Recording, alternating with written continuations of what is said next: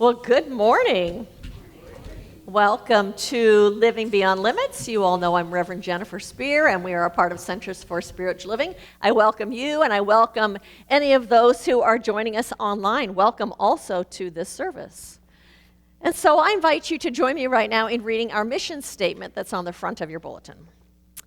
We are a sanctuary where people can discover and reveal the presence of God within their own being and experience their oneness with all life. Through the realization of this inner presence of love and peace, we give way to the evolutionary impulse of the divine and become a beneficial presence in the world. So that's actually what we're doing here at Living Beyond Limits, is we are giving ourselves the opportunity to awaken to our own divine nature, to awaken to the part of us that is always whole, that is always filled with love, that is always peaceful and grounded. Because if we only identify with our personality self, then we are like banged around by the world when the world is hard.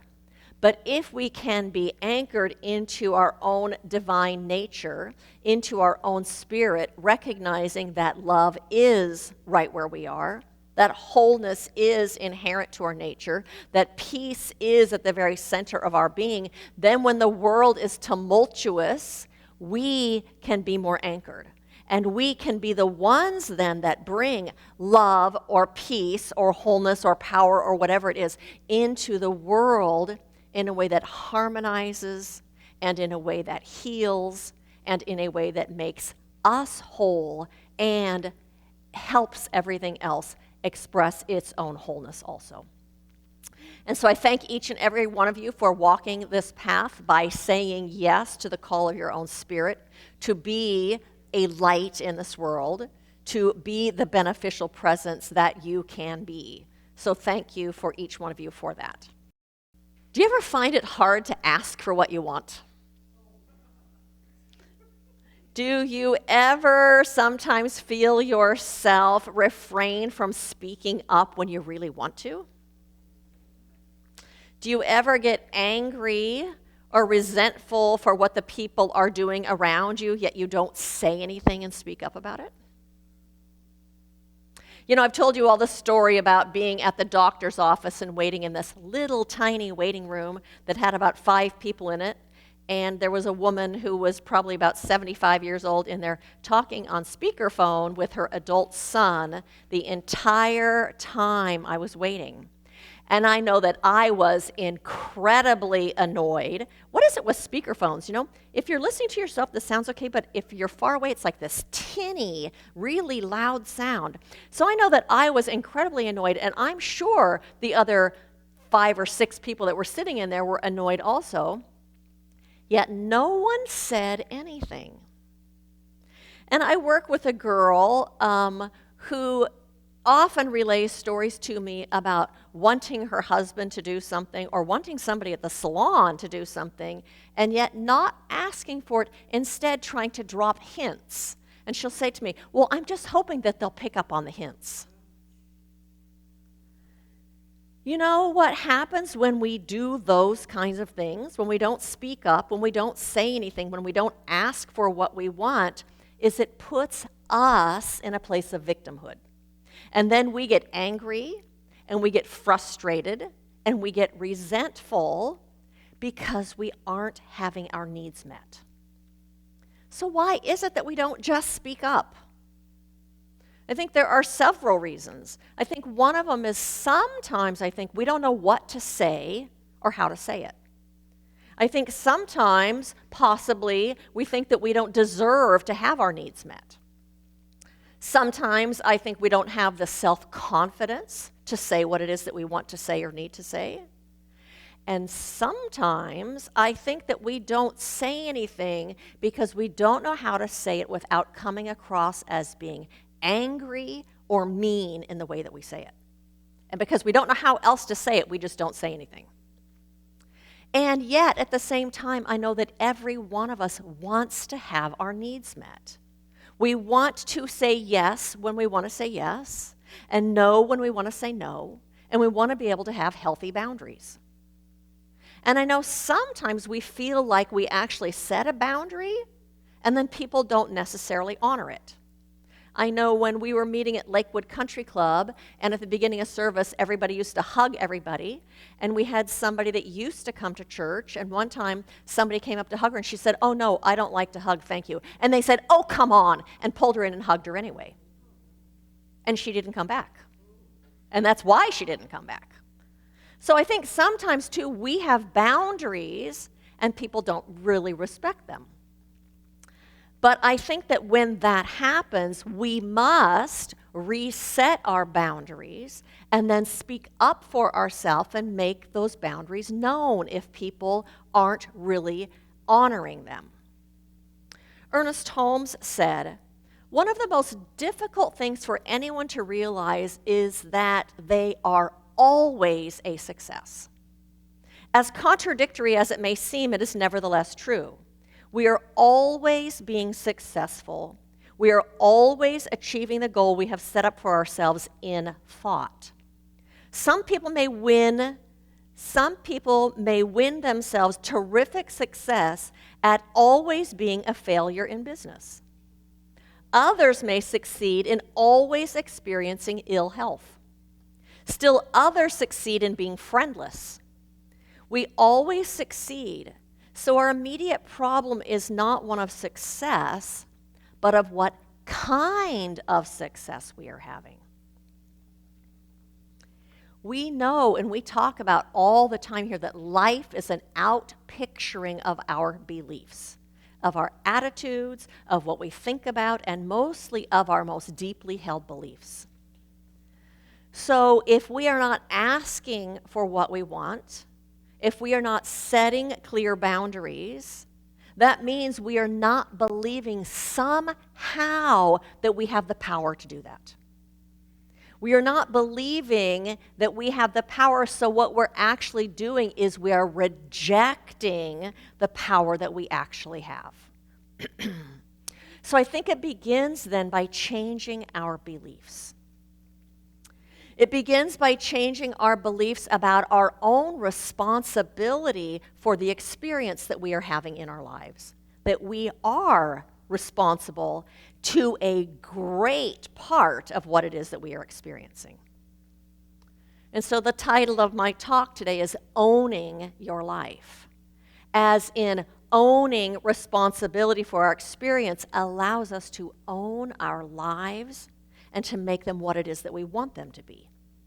I'm talking also about owning your own wholeness, owning your power, owning your own deservability, and owning the fact that life supports us in succeeding.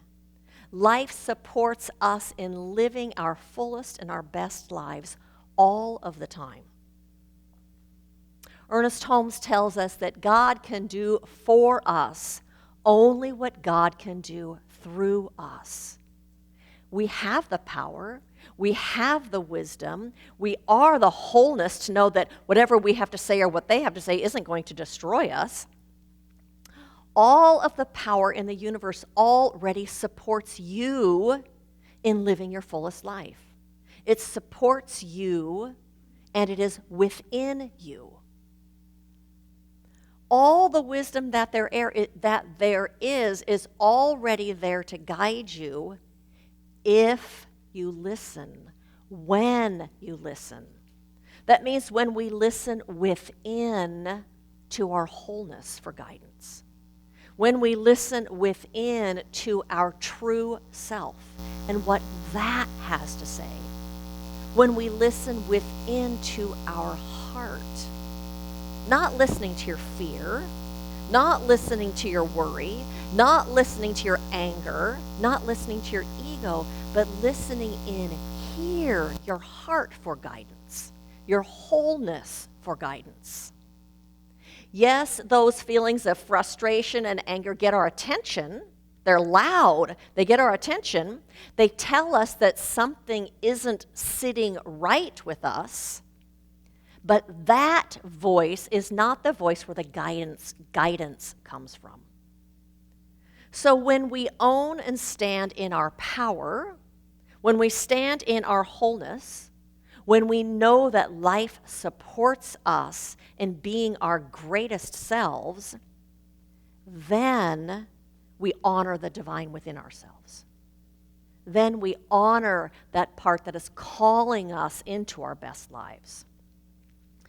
When we're anchored in that consciousness of our wholeness and our power and that we are supported by life, what happens is then we can advocate for ourselves. We can set healthy boundaries. We can ask for what we want. And here's the key. When we're anchored in that power and wholeness, we can actually do that, ask for what we want with a strong back and a soft front, an open heart. Because if we aren't anchored in our wholeness and our own authentic power and the fact that we are supported, you know what happens? You come up with a hard front because you're angry and you're frustrated and you're attacking and you're making them wrong. But if you're standing in your own power and wholeness and who you are, then you can do it with an open heart. You can come from a place of unity. You can come with a soft heart. And so last week, one of my clients, Sharon, showed up at the salon, and she was my first client of an 11-hour day. And she comes to my station, and before she sits down, she goes, "Oh, I'm going to make a phone call. I need to change a doctor's appointment that I have." And I'm thinking to myself, really? I have an 11-hour day, and you're going to make a phone call and cause me to get started late in my day? And I remembered what I was going to talk about this week, because I've been thinking about it a lot.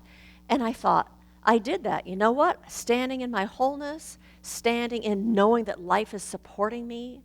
And I was able to actually tell her gently and kindly, explain to her, why don't you do that later on? You're going to be here for a while and you'll have a half an hour when you're just sitting later. So we can get started on you now so that I can stay on time today. But the only reason I was able to do it was because I had that awareness of being able to have a strong back and a soft front and an open heart. Thomas Merton tells us that in all things there is a hidden wholeness. That when we own that wholeness that is always a part of who we are, when we own our deservability, then we can make a request, we can ask for what we want with an open heart. We can come from a place of unity. When I had that conversation with my client, I totally felt connected and in unity, like we're on the same team. She's not an adversary. And so I could have done that same thing in that doctor's office. Had I been aware, I could have absolutely come up to her and explained what was happening and asked her to do something differently. Here's something that I read this week. It says research shows that levels of happiness strongly correlate with a sense of agency, an ability to respond, self-advocacy, and having an internal locus of control. And if you don't know what an internal locus of control means, it means that you have beliefs and your actions and your abilities. You believe that those things dictate the outcomes in your life rather than things on the outside dictating what happens in your life. And so in this philosophy, in this room, we stand on the foundation that we are spiritual beings having a human experience. That we are living a spiritual life. That everything in our lives is part of that path. And everything supports us in giving birth to our greater selves. Because life is for us all of the time. So everything is supporting us in giving birth to our greater selves. That means then we can embrace self-advocacy as part of that path, as part of our spiritual growth, as part of us actualizing who we are in potential. We can use self-advocacy as a tool to be a revealer of our wholeness to ourselves and to others, a revealer of our power and of our love for ourselves. I read a quote this week, but I don't know who said it, but I liked it. It says, stepping into a larger, deeper knowing of the truth of who we are, we feel ourselves getting happier, freer, lighter. We're more willing to trust that Spirit supports and guides us in ways we maybe didn't notice or understand before. We know that our passion is the way that Spirit speaks to us and leads us. Well, so do those things that don't sit right for us. That also is Spirit speaking to us, leading us and guiding us to make a change, to do something different, to bring things into alignment with who we are, to bring our life into alignment with who we are.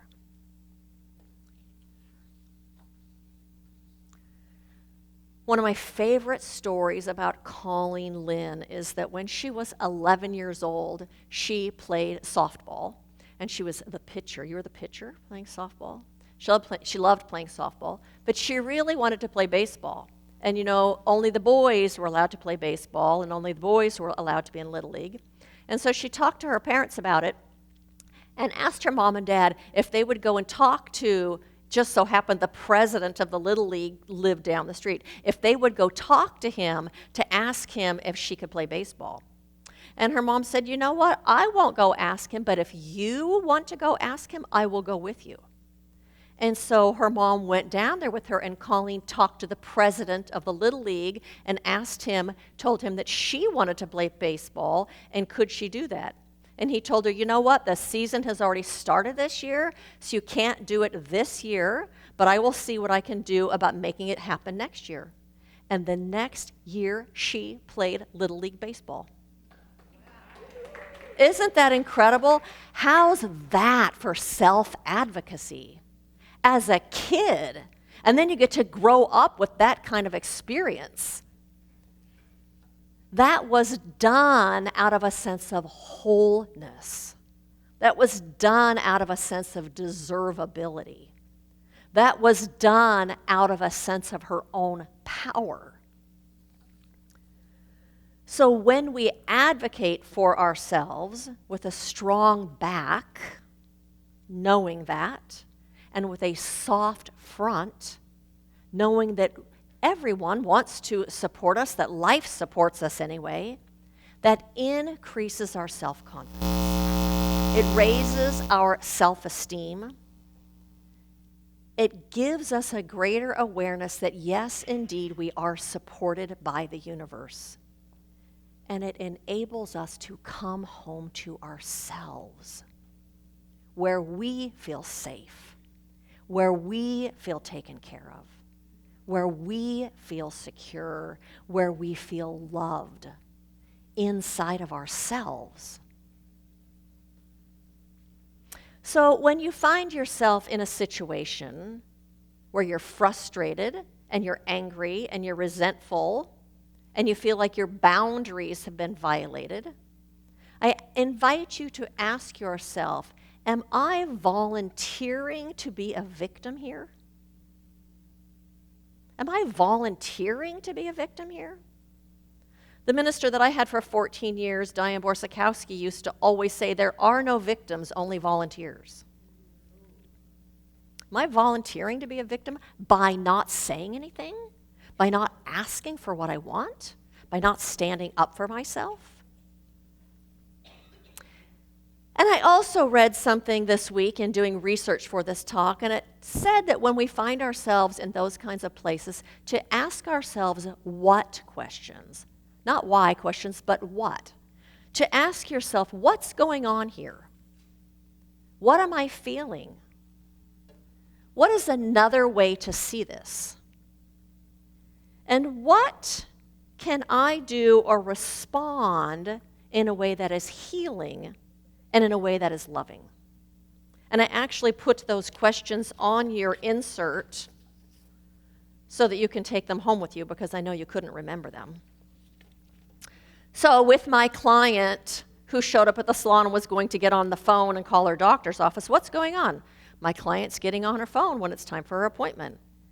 What am I feeling? I'm feeling frustrated. I'm feeling invisible. I'm feeling like my needs aren't important.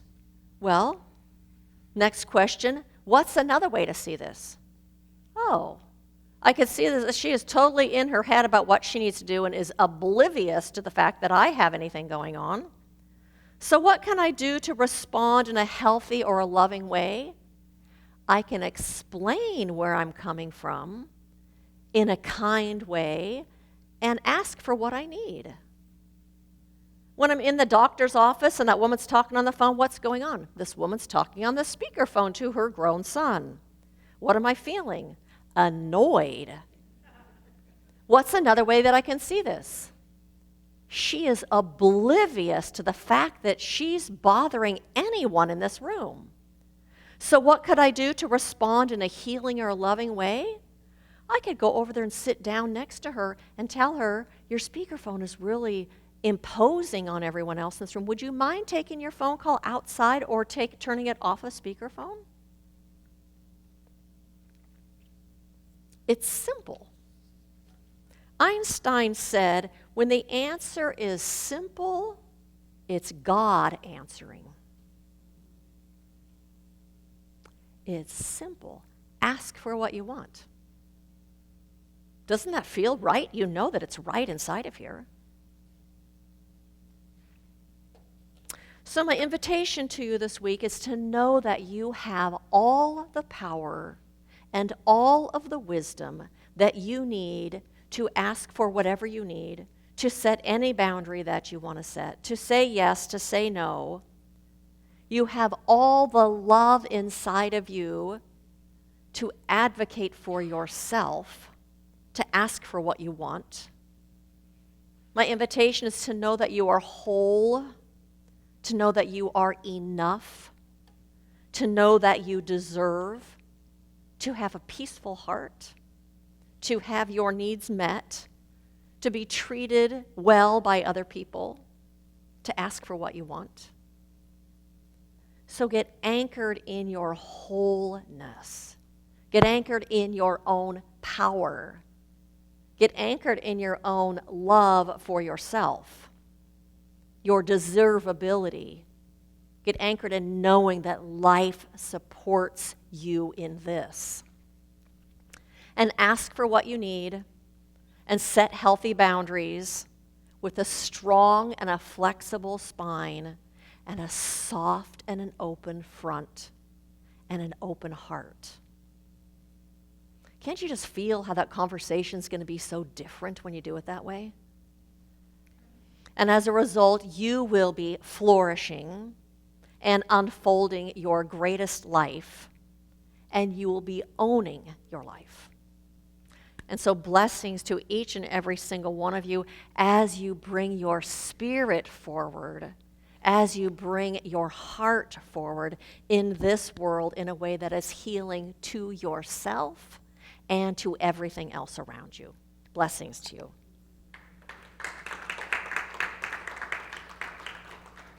And so I invite you to join me as we turn our attention to the truth that Spirit is right here. In every single moment, in every single situation, in everything that we do, the fullness of that living Spirit is right where we are. And it calls to our hearts. And it beckons us to step into our greatest life, a life of peace and a life of love, a life of unity and of oneness, and a life where we flourish and those around us are supported in their flourishing also. And so today we come to our lives anchored in a spirit, anchored in knowing that life supports us at every single moment in living the richest life, in being all that we are meant to be, in actualizing our potential, and in living in love and in peace. And so today we walk this path, aware of Spirit at our center, aware of Spirit lifting us and carrying us and buoying us, and revealing the perfect words at the perfect time of what to say and how to say it. And so I know that right now, as we open our hearts and minds, a blessing is poured out of every sort. We open ourselves to wholeness and to health. We open ourselves to wisdom and to guidance. We open ourselves to prosperity and abundance and good of every sort, knowing that indeed it is life's good pleasure to give us the kingdom, and the kingdom is already established right where we stand and right within us. And so I also speak this word not just about us, but about every person in this world, knowing that also right where they are is the fullness of that divine presence. That infinite presence is always revealing itself within every person's heart and mind, guiding them also, buoying them also into their best life. And so I know that Spirit is being heard, is being sensed, is recognized by whatever name it is called. It matters not. It is still this same life of the divine. And so I know that that same life, that same intelligence, that same love and peace and unity and oneness is revealing itself in every single politician, in every single world leader, in every single decision maker. That God is bigger than any seeming problem in this world. The solution is already present, is already available, and is unfolding itself through humanity. And so we open ourselves, we look to that, we expect that, we accept that, and we celebrate that happening now. And so I release this prayer into that creative womb of the universe, knowing that it is expressing itself in a most magnificent way here and now. And so in gratitude, I release this, and I invite you to join me in saying, "And so it is." And so, of course, I have some invitations for you. One is next week, we are having a pancake breakfast fundraiser after service at Chris and Peggy's house. If you do not know where that is, you can talk to me and I can let you know. It is a set your own price pancake breakfast. We are also have been working on doing a Mother's Day project where we are buying toiletries for women who are living at the Long Beach Women's Shelter. Those are due next week, and then we're going to also do cards while we're at that pancake breakfast that are going to go in those gift bags. So we invite you to come. We invite you to bring friends if you'd like to, but we're going to do service here, and then we're going to go to that afterwards. I have a sign-up sheet for the women's retreat I've been telling you all about is still back there. Sunday talks are on our website and available on our Facebook, and I'm mailing them out to you. We invite you to check in on Meetup and say you're coming, to follow us on Facebook, to follow us on Instagram. Trisha's here today. She's doing Instagram for us every week. Thank you, Trisha. And to know that prayer support is available after service. So that's it for those invitations. So let's close out by asking you to repeat after me. Good fills my life now. I recognize it. I savor it. I live it. I own it. And so it is.